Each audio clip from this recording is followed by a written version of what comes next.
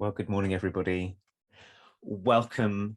This is Lizzie and Justin from Thirdspace, and we are here for another week of our Turning Towards Life conversation project, podcast, and it is a numerically significant week, at least for those of us who count in tens, because this, Lizzie, is the 200th time that we have sat together to have a conversation like this. And I am so happy that's the case. And welcome to all of you. It's possible that some of you who are with us either live this morning on Facebook or listening to our podcast or watching us on Instagram or on YouTube or on our very, very lovely website, Turning Towards Life, it's possible that we know that some of you will have been with us for 200 weeks. And so for you, it's your 200th week too.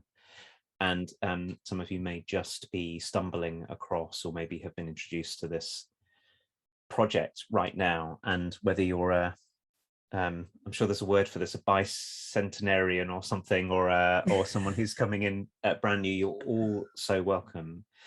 And this morning, Lizzie, I'm just feeling the gratitude of having a practice and having a steady practice that is itself reliable, that whatever we talk about, and we have, I know, some really, really rich conversations that flow each week from a source that one of us has chosen.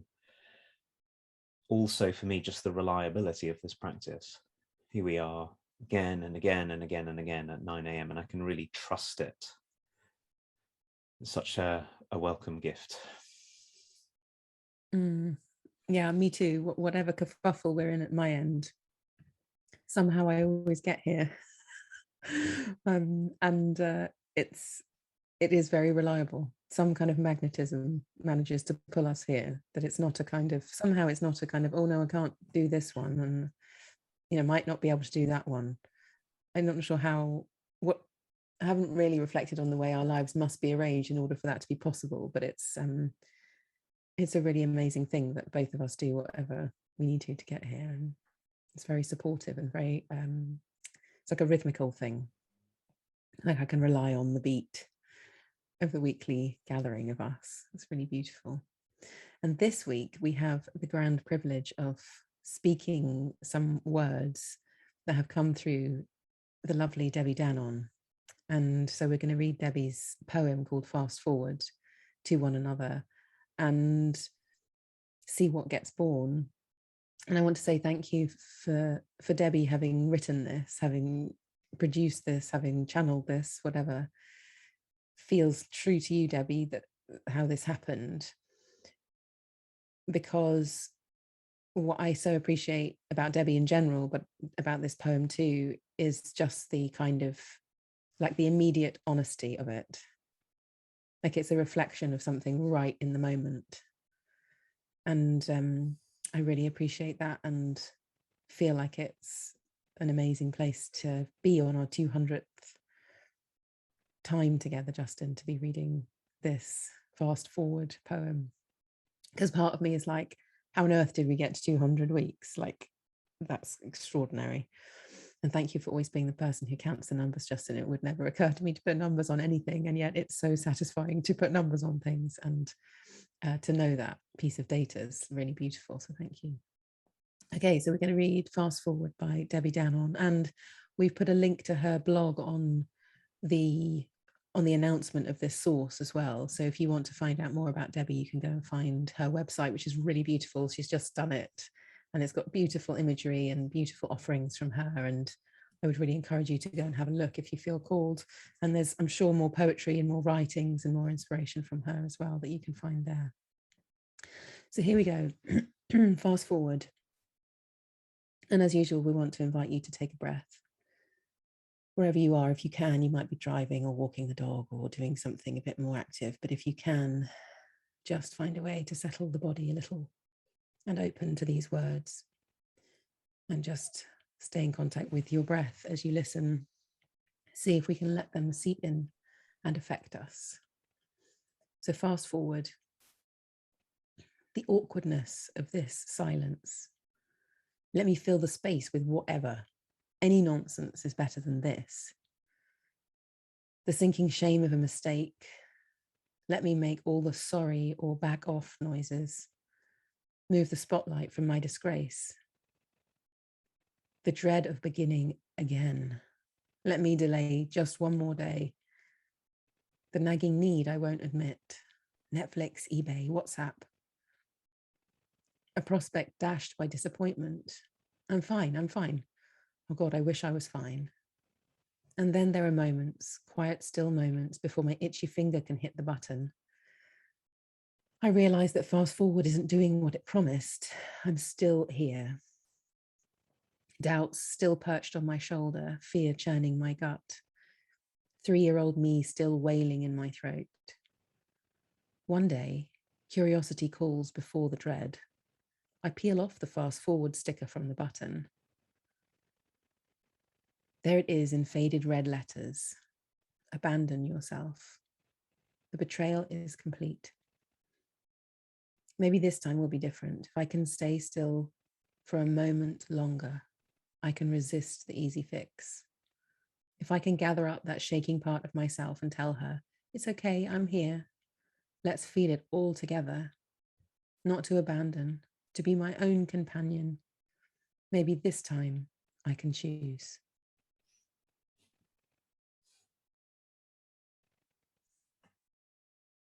So I'm going to read it too.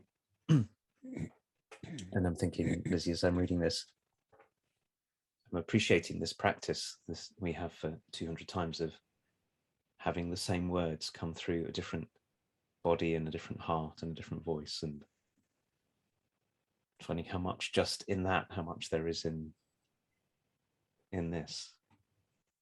Fast forward. The awkwardness of this silence. Let me fill the space with whatever, any nonsense is better than this. The sinking shame of a mistake. Let me make all the sorry or back off noises, move the spotlight from my disgrace. The dread of beginning again. Let me delay just one more day. The nagging need I won't admit. Netflix, eBay, WhatsApp.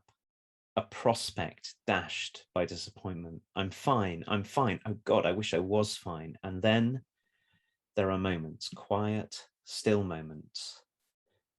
Before my itchy finger can hit the button, I realize that fast forward isn't doing what it promised. I'm still here. Doubts still perched on my shoulder. Fear still churning my gut. 3-year-old me still wailing in my throat. One day, curiosity calls before the dread. I peel off the fast forward sticker from the button. There it is in faded red letters. Abandon yourself. The betrayal is complete. Maybe this time will be different. If I can just stay still for a moment longer, I can resist the easy fix. If I can gather up that shaking part of myself and tell her, it's okay, I'm here. Let's feel it all together. Not to abandon, to be my own companion. Maybe this time I can choose.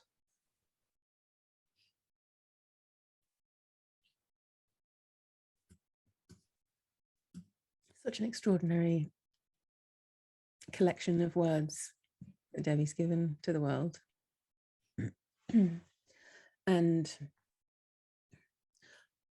it feels to me like so many of us will be able to find ourselves in this poem.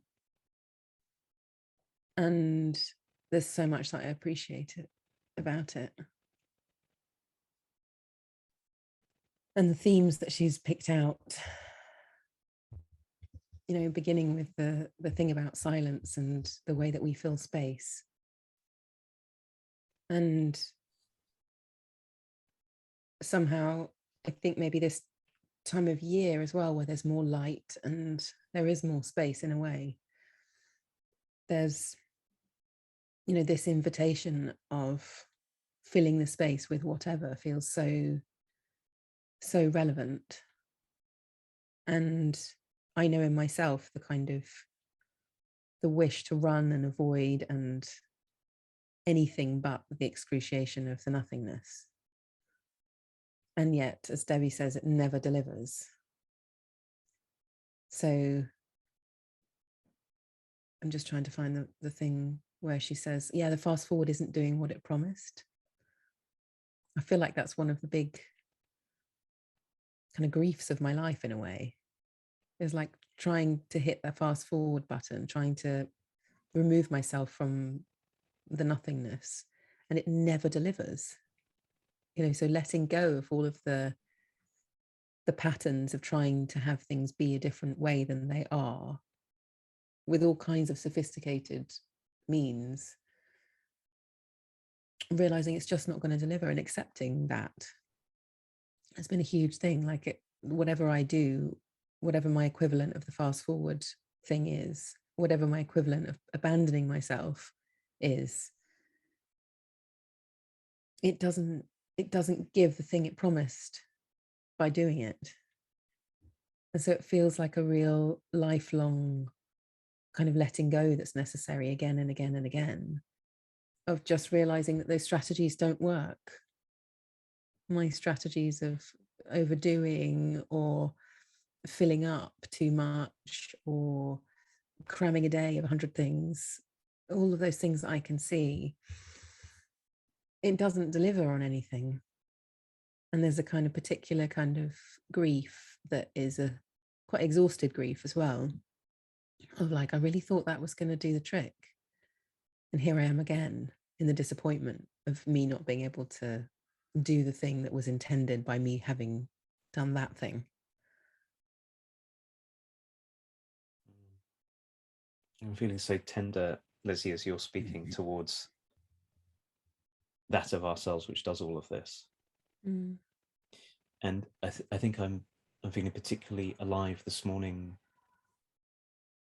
to there's a certain kind of tenderness in me about this, because I think more and more that the reason this is difficult for us is because it's what we've been taught. Yeah. So I don't think that this is a given. That this sort of orientation that we have within us, that moving away from what there is now, abandoning ourselves in order to fix the difficult, tender something that's here. It can be fixed, it can be resolved if you just take action, or you just scroll your social media feed, or you just, you know, all the things that Debbie talks about. And of course, there are things in here that I suppose are age-old human experiences, like feeling doubt or feeling afraid. But the fast forward move, I actually think, is something that most of us have been steeped in and have been swimming in from the moment we came into the world, and we didn't even know it. And so that's why Debbie's words are so important, because we live it's become invisible to us that we live in a culture, this move that Debbie's talking about, where I have a nagging need I won't admit, but I can solve it by glancing at something, or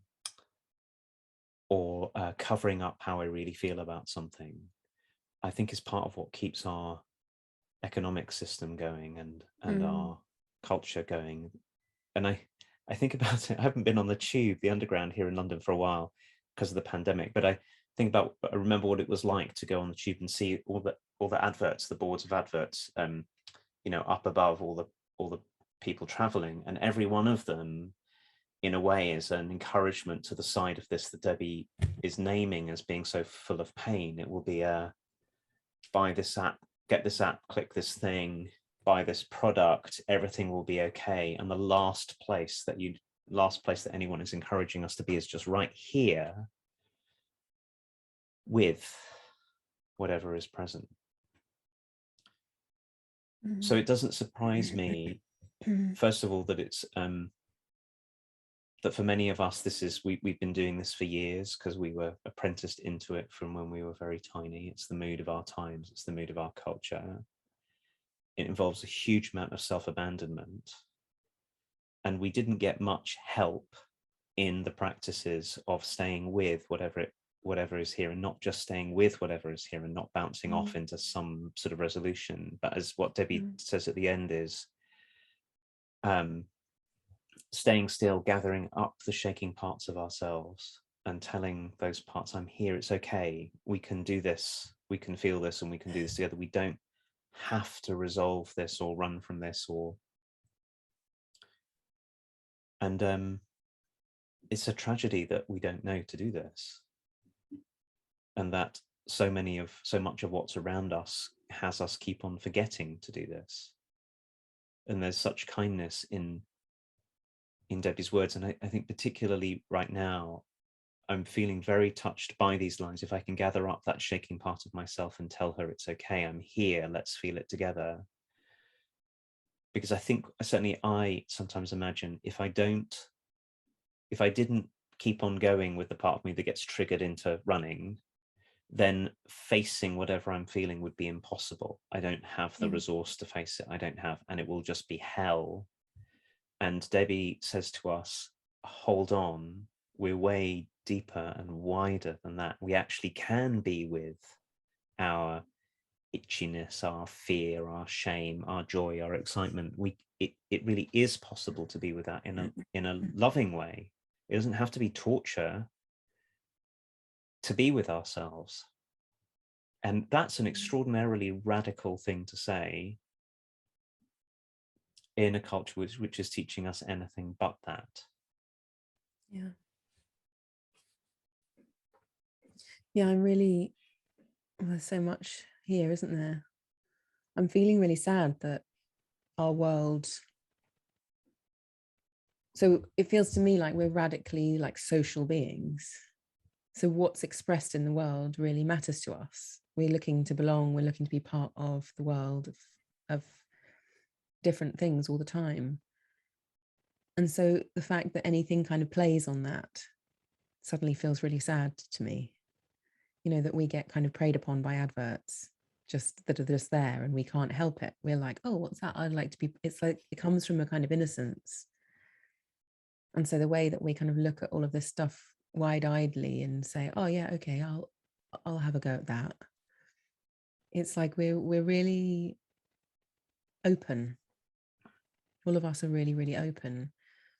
And so, you know, the fact that you're sitting on the tube and those things are there, how could you, like, as you say, because of the way we've been apprenticed, how could you not take in the calls to action that are perfectly placed in order for us to go, oh yeah, I'm going to do that? It's like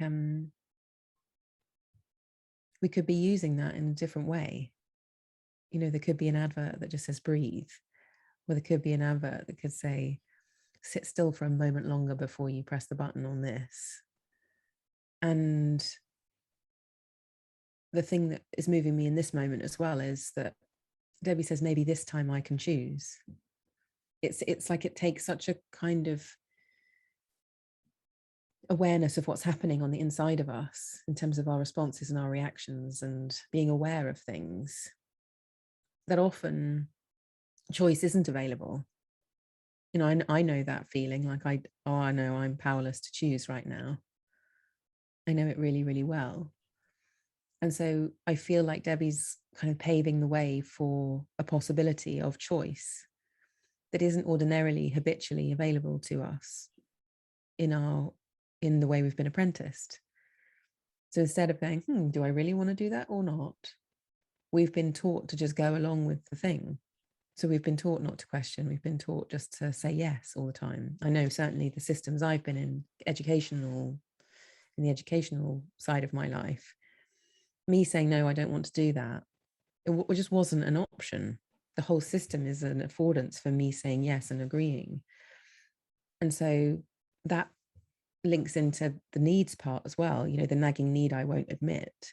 Well, I won't admit my nagging need because my need has never really had a place to be. So I can feel loads of shame around my needs because socially to have a need is getting in the way of the bigger agenda of we're all going in this direction. For you to stop and go to the loo is really, really, really annoying. because this is the direction we're going in, and everyone needs to comply so we can get there. So I can feel the just the social aspect of this, the kind of training we've been in. And then I wonder why it's so hard to identify what I want for dinner, or whether I want to go for a walk or not, or whatever the thing is in front of me, because I haven't been apprenticed into a life where what I need is important. And so then, of course, when something comes up that just gets me away from that confrontation, if you like, I'll take that route, thank you very much, because that is not a practiced thing. And it's not something that is in our culture to say, well, let's all just sit down and think about what we need and have a conversation about it. That never, it never happened. And it happens now in some ways, but still I find it really hard. And, when you were saying about us having been apprenticed, there's so much undoing to be done. There's so much relearning and repracticing as well. And then also finding relationships that afford us a new intervention into what we've already been apprenticed into as well. So for you to sit here and say, no, we're not going to do anything until we've both identified what our needs are for this, rather than let's just get on with this thing because this is what we're doing, is a really different kind of relationship than was in any of the systems that I grew up in. So I'm just feeling appreciative of Debbie's invitation to maybe this time I can choose, and then I feel like I'm being left with this question in this moment of, well, if I was going to be able to choose, what would I have to set up? What practices would I have to have? What kind of conversations would I need? What kind of practices and relationships and groups and community might serve me, which are quite different to the kind of traditional ones that I have known. And it's a really beautiful possibility that Debbie's painting that I can feel really invited into. And just by saying the words, I can feel myself on the tube, like you said, and not being sucked into the posters because of this conversation. There's something in what you're saying, Lizzie, that's awakening me and it's here in Debbie's words too, the possibility that what we might get to do is to reteach ourselves. I'm going to borrow a line from a different poem, not from Debbie's work, but to reteach ourselves and one another our loveliness. Just to borrow from a poem by Galway Kinnell. That what I was feeling as you were talking is that very often our needs are much simpler than the things that we're pursuing. So often the need simply to be heard or seen, or the need to express love and receive love, or the need to be outside in the sunshine and to have our feet in the grass, or the need simply to, as Debbie says, to gather up the shaky parts of ourselves and tell them it's okay, I'm here, and to be our own companions. Or I wanted to extend what Debbie said, because I think it's such a wonderful place to launch off from, or simply to have companions, to have companionship from others, like as you're saying, Lizzie, just someone else who will be here with me in whatever is here. And many of those things are really, really simple. And the difficulty for us is how much we've been trained and have participated in the apprenticeship, the practice of not treating those things as if they were the central things, but keeping on running away from ourselves. Yeah. So yeah, I'm really with what you're saying, that there's what Debbie's words point us into, I think, is they point us into a moment of choice that's always here. And beyond that, what you said just now invite us into, and how would we practice something? What would it take to practice coming back to, lovingly coming back to our own presence and our own what we're actually feeling and our own what we long for? And what would it take to take steps to have places and people where that's around us, where that's honored, and to do that for other people? And all of that is actually, it starts in this moment that Debbie talks about, the moment that I don't pick up my phone to scroll through the social media feed. But it doesn't end there, because if it ends there, it leaves us alone in a sea of the call to do something, the thing that keeps on calling us to do something different. So can we lay out a path where we don't have to do it on our own? And for me, of course, this series of conversations is one of these. For half an hour every Sunday morning, we get to sit with one another and respond to whatever's here without trying to run somewhere or make something too shiny, or just to be contactful with ourselves and one another, and also to give other people the opportunity to share in that. So I'm feeling the call, I suppose, in what I'm saying. I'm feeling the radical invitation in Debbie's words, and I'm also feeling the call for each of us to wonder about, how do we have this be sustainable and bigger than ourselves, and how can we partner with one another in this? Because that's what it, otherwise all that happens is I get on a tube again and I'm surrounded by 500 adverts calling me away from myself, and my phone buzzing in my pocket and all of that. It's a lot to ask for one person to do on their own. Yeah, it really is. And as you're speaking, Justin, I'm just kind of reminded of those times of, you know, when I review something, like I review a year or I review a week and go, oh, you know, what was that like? At the time, certain things seemed so important. And then you go, well, there's nothing really to kind of show for that. Like it didn't fill me up. It didn't, you know, I suppose it's what I was saying before of realizing that things don't do the thing that they said they would do, which is why I did them. And it just seems like a recurring thing that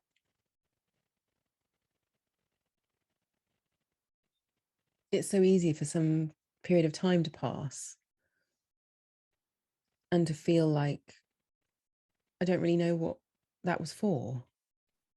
So this whole fast forward thing seems so, I don't know, like what's the word, like ingrained in life, like the pace everything goes and the kind of getting through the day kind of narrative that's been around for so long, and getting from Monday to Friday, or savoring the weekend, you know, that kind of, I can feel that, the kind of soup of all of that. And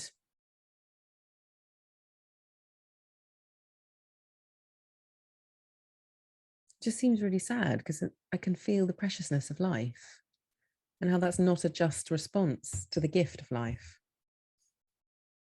So I'm feeling a kind of, there's just this bounty on offer of all that life has to give and all the people around us and everything. And then there's so much self-abandonment in it, just because that's what has happened and we are subject to it all. And I love that you said, you know, this feels like what we've been taught by being a person.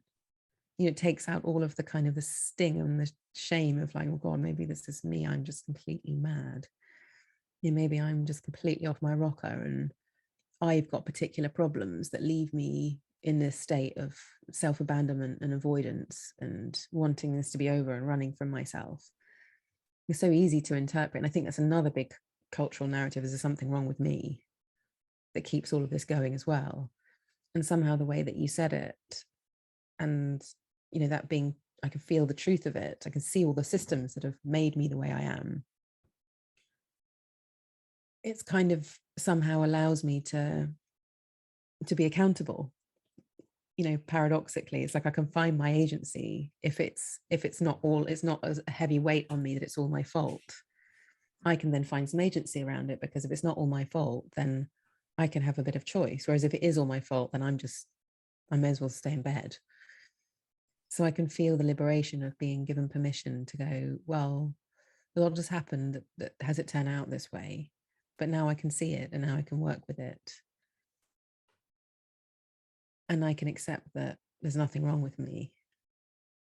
I can feel this choice opening up that Debbie's inviting us into, rather than feeling kind of like I've got like some big piece of lead weighing me down that I can't do anything about anyway because there's something wrong with me. So I'm really appreciating the way that you said that, and the kind of opening it is for all of us to step into, well, what if a lot of this is given? What then? And I can take action, and I can cultivate relationships, and I can take up practices, and I can find words, and I can follow my needs and wander into what interests me, and being deburdened from the something wrong with me narrative that turns it into all of this is really beautiful. And I'm left wondering, Lizzie, to extend what you just said, which seems like it's so powerful, to see that there's nothing wrong with us, that we feel this way, and that gives us some agency. My closing thought is, so much of what Debbie talks about that she's working with in this poem comes because other people designed the world in ways that would bring this about. I've been thinking about the people who design Facebook and Instagram and email and WhatsApp and all these things that are built to grab our attention. And I'm thinking about people who design products that we didn't really need and felt would fill a need, and we got them and it didn't fill the need. And so as well as working with this with ourselves, I'm also left with the possibility that we might be, on Debbie's invitation, we might be designers for others. So for example, what if I could be the person for you, Lizzie, and I know this is actually so much of what happens between us already, who can really attend and honor and love you and what you really need and how you really are in this moment. And I don't have to be one of the move away, get going, fast forward, let's fill the silence people. I could design, I could be an active designer of possibilities for you that allow you to be your own companion and not to abandon and to choose. That's also a choice I have. We can be that for one another. Yeah. The more we do that for one another, of course, the less we have to do it by ourselves. That's really beautiful, Justin. And I love the fact that we always kind of come back to that place of one another. It seems to be the arc of things. And it's so beautiful. And I want to just say to everyone listening, thank you for being with us. And also, we've been receiving our first emails to Lizzie at turningtowards.life and Justin at turningtowards.life. And it's such a delight to hear from you and for us to know you through the words that you would write to us. And so on this note, Justin, of being this for one another, just being in contact with anyone listening, and if you have anything that you would like to say, we're so open to it. And people are sending us poems, aren't they? And, possible sources and all that kind of thing. So if you have anything that you want to send us, please do. And so it's Lizzie at turningtowards.life and Justin at turningtowards.life. And I think this is the point where we're going to end, Justin. And next week we'll be on the beginning of our next 200 episodes.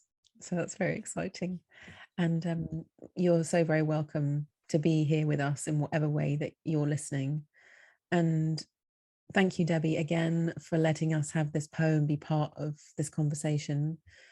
And please go to the source, either on our website or on Instagram or Facebook, to find Debbie's website, because it is a treasure and it's very beautiful. And I know that everyone will probably be very much enjoying Debbie's work through her website as well, if you go and have a look.